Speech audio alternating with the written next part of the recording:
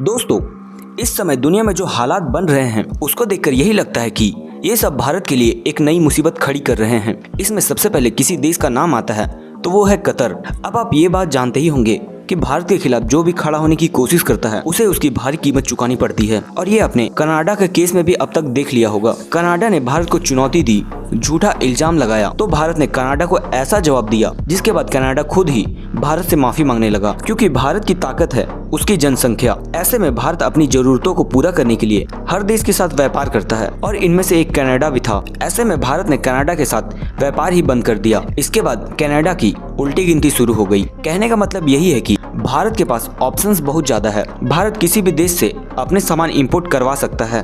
और अब देखिए, कतर की तरफ से भी एक खबर सामने निकल कर आ रही है कि भारतीय नौसेना के 8 रिटायर्ड ऑफिसर्स को कतर ने मौत की सजा सुना दी है। और ये फैसला तब आया है जब इजराइल की तरफ से कहा गया था कि भारत को भी हमास को आतंकी संगठन घोषित कर देना चाहिए।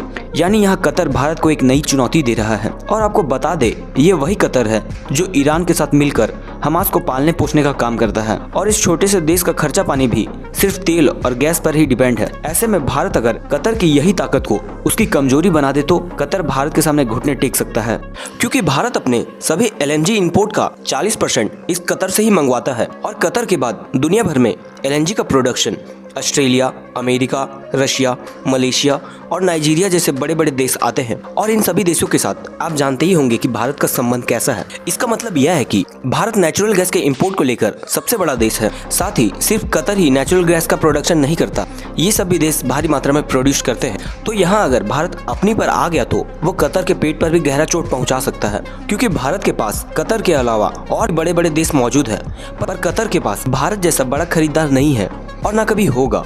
और आपको बता दें कि कतर में इस समय 8 लाख से ज्यादा भारतीय रहते हैं और ये उस देश का सबसे बड़ा प्लस पॉइंट है, क्योंकि यह कतर की इकोनॉमी के लिए बिग बूस्टर का काम करते हैं।